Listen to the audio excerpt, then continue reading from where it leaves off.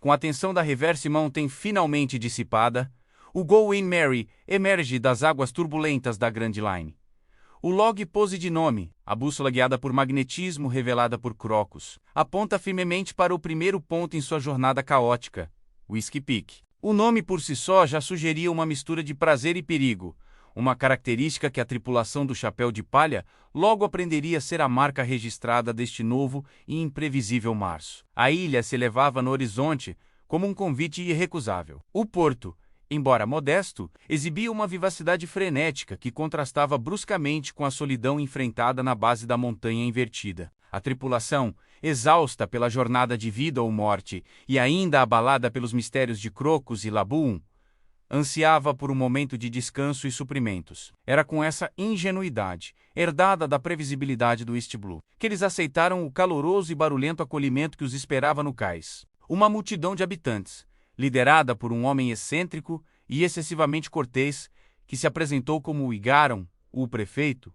e rompeu em aplausos e aclamações. Eles eram tratados não como piratas perigosos, mas como celebridades há muito esperadas. A Grand Line, parecia, seria um lugar de boas-vindas inesgotáveis. Essa hospitalidade exagerada era, no entanto, a primeira camada de um engano frio e metódico. Igaron e os habitantes da ilha os convidaram para uma festa em sua homenagem. Uma celebração que prometia vinho, comida e alegria até o amanhecer. Luffy, com sua fome insaciável e seu coração aberto, foi o primeiro a se render ao convite, seguido por Sunny, que rapidamente se encantou com a beleza das mulheres locais. Nome, sempre pragmática Permichusei, um breve momento de relaxamento, enquanto Zop se perdia nas histórias e canções locais. O Going Merry, agora ancorado, estava cercado por uma falsa sensação de segurança. A festa, que se estendeu pela noite, era uma orquestra de risadas forçadas e brindes excessivos. O álcool,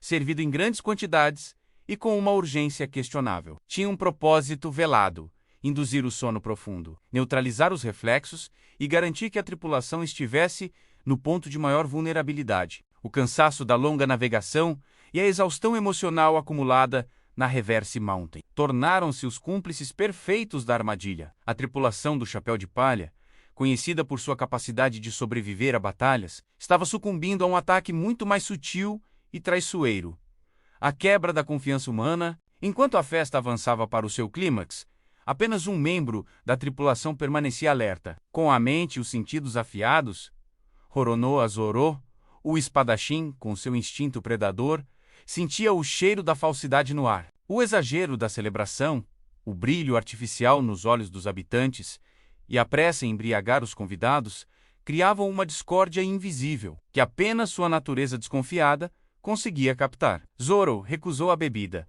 mantendo-se isolado em um telhado, observando o teatro montado abaixo. A Grand Line, em sua primeira lição, ensinava a Zoro que a aparência de amizade pode ser mais mortal do que um canhão apontado.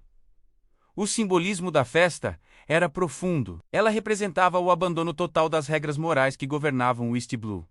Ali, a honra era uma moeda sem valor. Zoro entendia que a desconfiança não era um defeito, mas uma virtude necessária para a sobrevivência. Ele via na ingenuidade de Luffy uma vulnerabilidade perigosa, que poderia custar a vida de todos. Sua decisão de não alertar os outros, permitindo que eles dormissem, não era por negligência, mas por pragmatismo. Ele sabia que, se a ameaça fosse real, seria melhor que ele lidasse com ela sozinho, sem o peso de proteger companheiros sonolentos. Na virada da meia-noite, a cortina da ilusão se rasgou. Com a maioria da tripulação do Going Merry em sono profundo menos Nome, Usopp e Sanji caídos de exaustão, as luzes da cidade foram abruptamente extintas. O silêncio que se seguiu não foi o silêncio da paz, mas o silêncio da caçada. Centenas de figuras, antes vestidas em trajes festivos, agora usavam uniformes de batalha escuros. O sorriso nos lábios dos habitantes foi substituído pela expressão fria e profissional do assassino. O prefeito Igaron, com um olhar de desprezo, revelou sua verdadeira identidade. Mr. 8, um agente de alto escalão da organização secreta Baroque Works.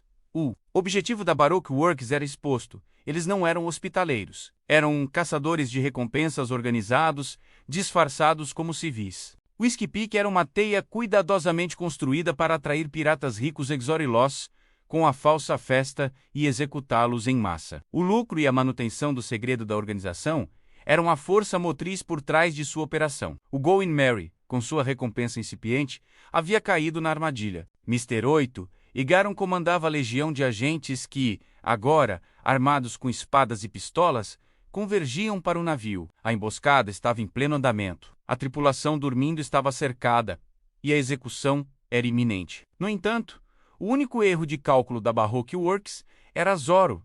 O espadachim desceu do telhado, suas 3 espadas desembainhadas, e confrontou o exército de caçadores de recompensa. Sua voz era baixa, mas carregada de uma fúria fria. A raiva não era pelo perigo, mas pela quebra da decência. Zoro desprezava a covardia e a dissimulação. Sua presença, de repente, transformou a caçada em um confronto direto. E a noite de Whiskey Peak se tornou o palco do primeiro massacre de Zoro na Grand Line.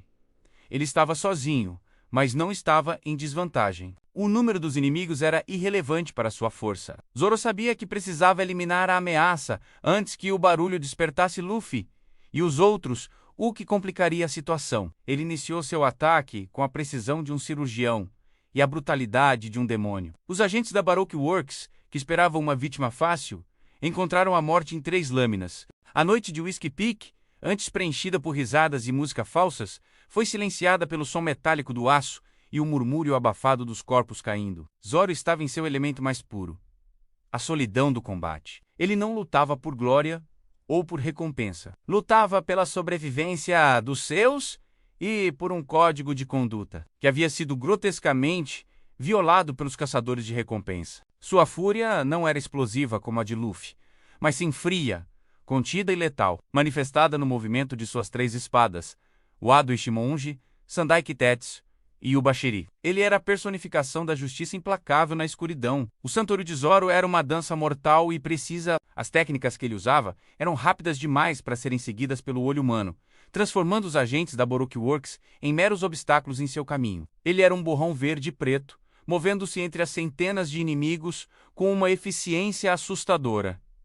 Ele não desperdiçava energia, cada corte era calculado para neutralizar. Os agentes, que eram caçadores de elite acostumados a presas fáceis, entraram em pânico. Eles perceberam que não estavam enfrentando um pirata cansado, mas sim um demônio do East Blue.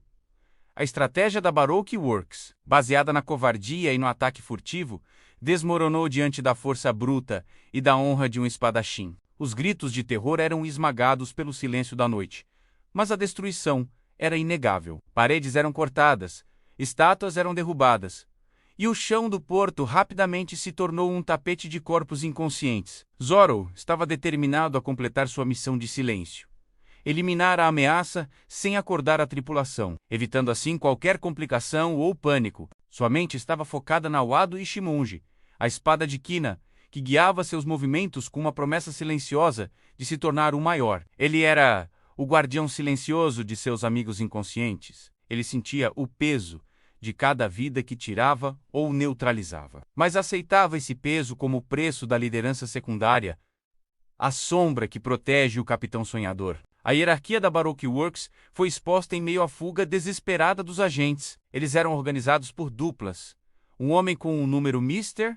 e uma mulher com o nome de um dia da semana Miss. Essa estrutura metódica revelava a natureza empresarial e impiedosa de sua operação, onde a recompensa era tudo e a vida humana, nada. Mr. 8 e Garon e Miss Mandy tentavam desesperadamente conter a fúria de Zoro, mas seus esforços eram inúteis diante da força esmagadora do espadachim. Miss Mandy, armada com seus punhos e sua força bruta, tentou uma abordagem frontal apenas para ser varrida por um golpe lateral que a deixou inconsciente. E Garon, com seus revólveres disfarçados, atirou em desespero, mas Zoro desviava das balas com a naturalidade de quem afasta mosquitos.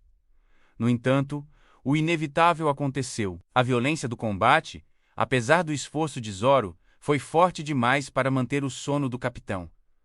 Luffy acordou. E ao acordar, o caos tomou uma nova dimensão. Luffy emergiu do Going Merry, esfregando os olhos, confuso e desorientado pelo rescaldo da festa e pelo barulho do aço. A cena que ele viu não era a de uma defesa heróica, mas a de seu Nakama de pé no meio de uma montanha de corpos inconscientes. Na sua memória inocente e ainda turva pela bebida. Ele só via Zoro atacando pessoas que estavam sendo legais e que haviam sido seus anfitriões. A ingenuidade de Luffy era uma força tão grande quanto a sua força física.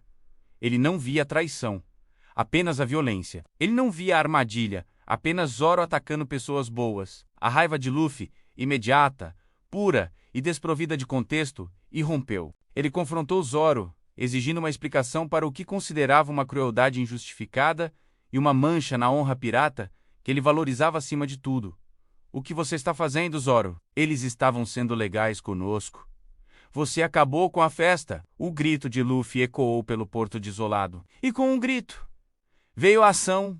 Um soco de borracha. O Gomu Gomu no Pistol voou em direção ao espadachim com uma velocidade e força incríveis. Zoro, enfurecido pela interrupção e pela teimosia estúpida de seu capitão, revidou com um golpe de espada cego. Ele tentou explicar a armadilha, a bebida adulterada, a traição do Baroque Works.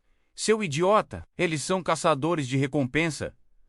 Você caiu na armadilha? Mas Luffy, já convencido da moralidade do momento, recusou-se a ouvir, vendo as palavras de Zoro apenas como desculpas para a violência. A briga entre os dois era um desastre épico, uma colisão de ideais que ameaçava desmantelar a tripulação antes mesmo que o primeiro grande vilão da Grand Line fosse enfrentado. O poder de Luffy e Zoro era igual, mas o conflito era estúpido. Seus golpes eram capazes de rachar a pedra e derrubar edifícios. Eles destruíam sistematicamente o que restava da cidade de Whiskey Peak, transformando-a em ruínas. Os agentes sobreviventes da Baroque Works observavam, aterrorizados, enquanto os dois piratas mais fortes do bando faziam o trabalho deles. A briga era um espetáculo de força cega, o resultado direto da desconfiança e da falta de comunicação. A Grand Line ensinava sua segunda lição.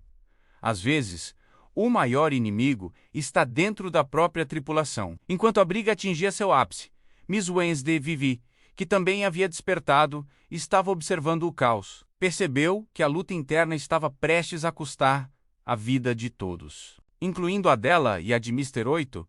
Ela viu a inocência e a fúria em Luffy e o desespero controlado em Zoro. Ela sabia que precisava intervir, não com força, mas com a única verdade, capaz de chocar Luffy e Zoro até a paragem. A revelação de quem ela realmente era e a dimensão da conspiração. Sua hesitação era um conflito interno. Revelar significava condenar-se a ser caçada impiedosamente por Mr. Zero, mas a briga dos chapéus de palha era uma condenação ainda mais rápida. O destino de Alabasta estava prestes a cair sobre os ombros dos piratas que agora se tentavam matar. O confronto devastador entre Luffy e Zoro, um turbilhão de borracha e aço, foi interrompido por um ato de desespero e coragem inesperada. Miss Wednesday, a agente que parecia estar ali apenas para atrair, saltou para o meio do combate. Suas roupas de caçadora de recompensa caíram, revelando uma vestimenta mais simples, e em seu rosto uma expressão de terror e súplica que não podia ser falsa. Ela se apresentou Nefertari Vivi, princesa do reino de Alabasta.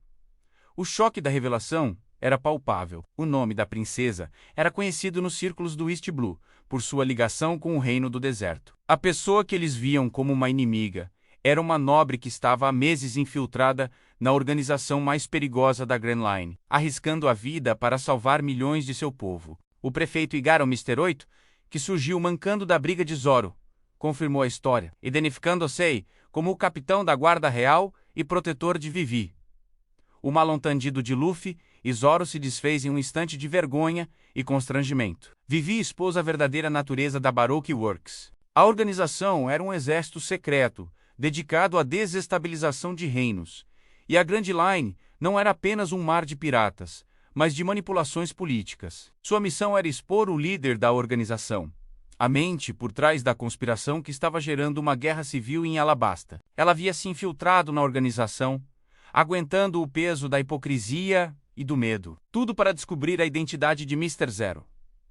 No meio desta revelação crucial, o perigo real chegou, confirmando o risco que Vivi havia corrido. Chegaram os agentes de elite da organização, enviados para silenciar a princesa traidora, Mr. 5, e sua parceira, Miss Valentine. Eles representavam a próxima etapa na escala de poder da Grand Line.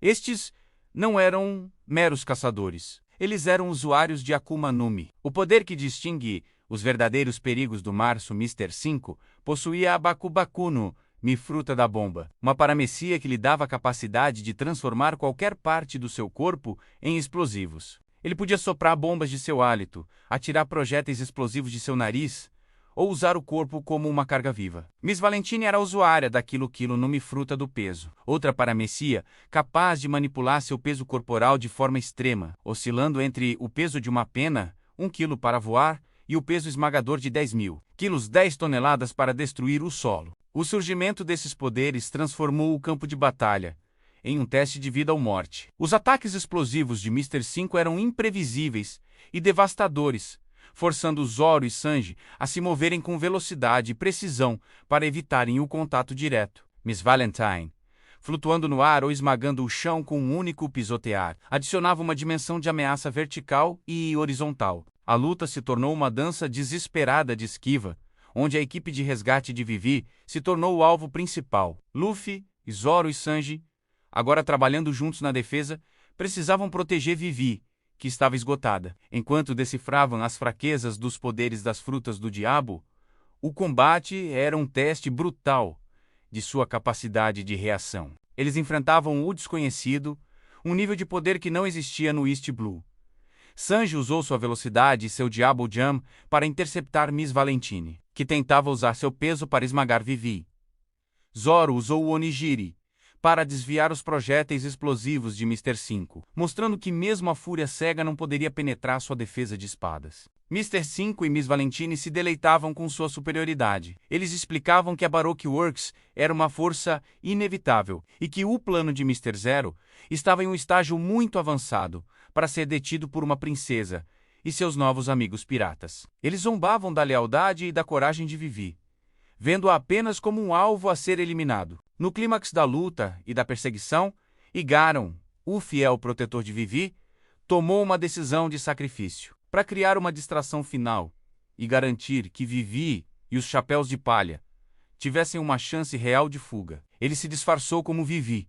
Ele pegou um pequeno barco e navegou para longe, gritando para atrair a atenção dos agentes de elite, que estavam focados na recompensa e na ordem de Mr. Zero. A sua esperança era que Mr. 5 e Miss Valentine o seguissem, pensando que ele estava com a princesa, dando a Vivi tempo crucial para escapar no Going Merry com os piratas. Seu ato de lealdade, a antítese da traição de Whiskey Peak, era uma demonstração do verdadeiro espírito de Alabasta. A explosão que se seguiu à perseguição de Igaron deixou a tripulação em choque. Eles haviam escapado, mas o preço era o sacrifício de um homem leal. Com o sacrifício de Igaron em suas mentes e a fumaça de Whiskey Peak desaparecendo no horizonte, o Going Merry navegava sob um silêncio pesado. O medo do poder dos usuários de Akuma no Mi e a tristeza pela perda do capitão da guarda real pairavam sobre a tripulação. Vivi, encolhida no convés, sabia que precisava fornecer aos Chapéus de Palha toda a verdade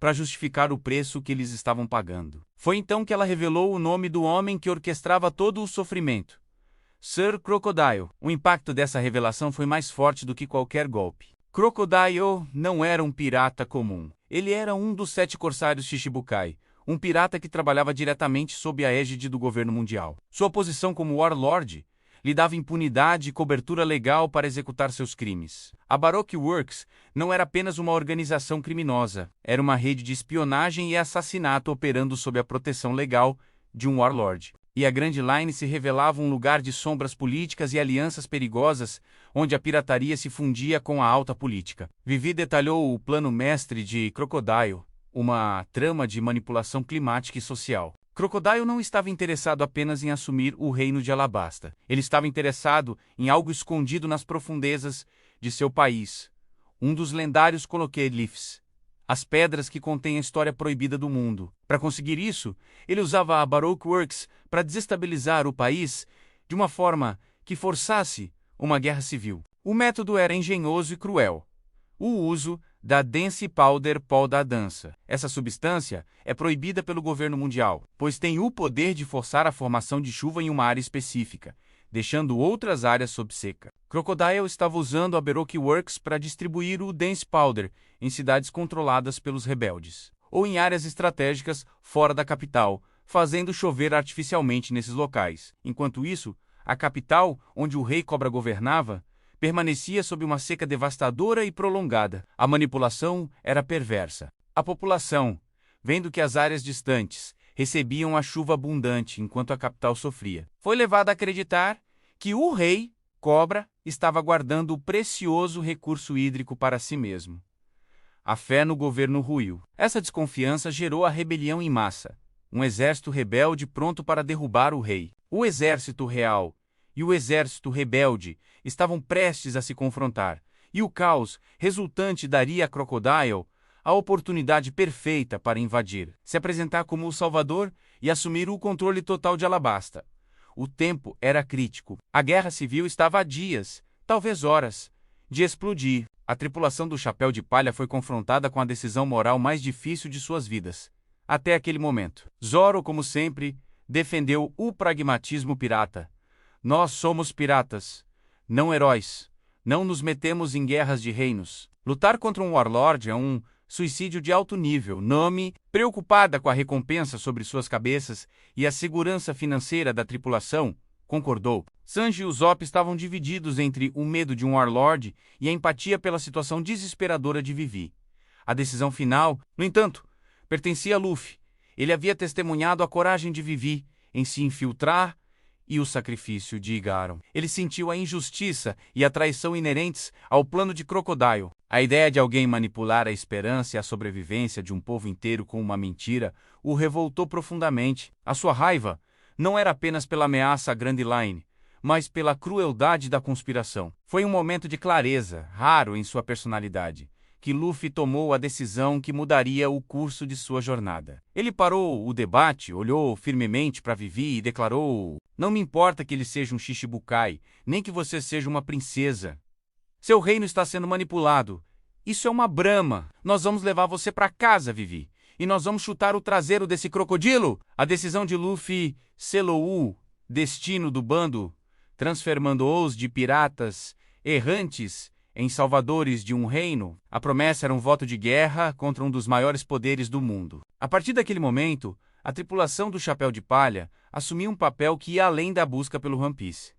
Eles eram os únicos capazes de deter a guerra civil e desmascarar o Warlord. A missão estava formalizada, mas a Grand Line reservava um último aviso na fuga. A fuga do Going Merry de Whiskey Peak, impulsionada pelo sacrifício de Garon e pela nova promessa de Luffy, foi interrompida de forma elegante, fria e aterrorizante. Uma mulher alta, misteriosa e calma, com longos cabelos pretos e um sorriso enigmático, emergiu do porão do navio. Ela era Mizol Sandy, a vice-presidente da Baroque Works e parceira direta de Sur Crocodile. Sua presença era um choque final para a tripulação, que pensava ter escapado do perigo. Ela era a personificação da inteligência e do mistério, representando uma ameaça muito mais sutil do que a força bruta. Mizol Sandy não estava lá para lutar, mas sim para observar, testar e, surpreendentemente, para entregar uma mensagem. Ela possuía a Hana-Hana no Mifruta da Flor, uma paramecia que lhe permitia brotar partes de seu corpo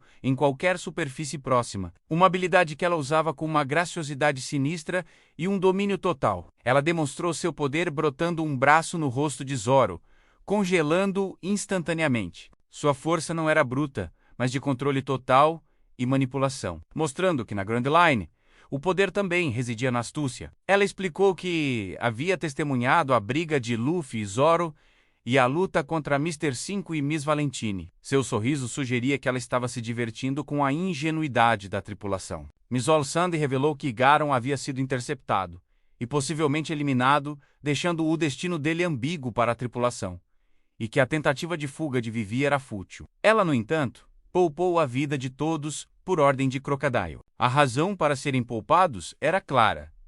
Crocodile via a tripulação como peões descartáveis, que iriam se desgastar no caminho para Alabasta, facilitando seu plano. Mizol Sandy não os via como uma ameaça real, mas como um experimento. Ela usou seu poder para forçar o Logi Pose de Nome a fixar a próxima rota para Little Garden, a ilha seguinte na rota de Alabasta, mas avisou que a ilha era um pesadelo pré-histórico onde os piratas encontrariam uma ameaça muito maior do que a Baroque Works.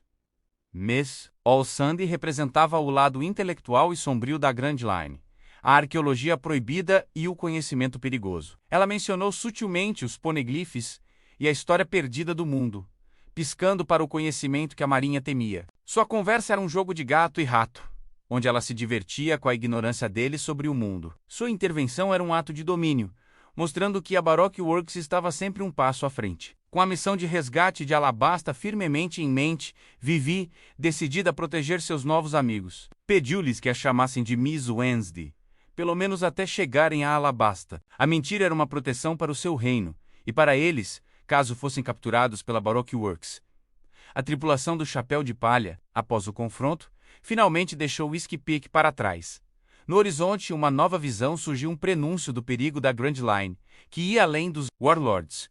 Uma sombra gigantesca e colossal pairava no mar. Uma criatura de proporções bíblicas, um vislumbre de um rei dos mares ou outro monstro, indicando que as ameaças da Grand Line não se limitavam a outros piratas. O arco Whiskey Peak se encerrou com a tripulação navegando em direção a Little Garden, mas com a bagagem pesada de uma nova responsabilidade: salvar um reino da tirania de um corsário. O log pose apontava para a próxima aventura, e a princesa Vivi, junto com seu leal pato de estimação Caru, estava agora sob a proteção dos piratas que haviam decidido desafiar o mundo por ela.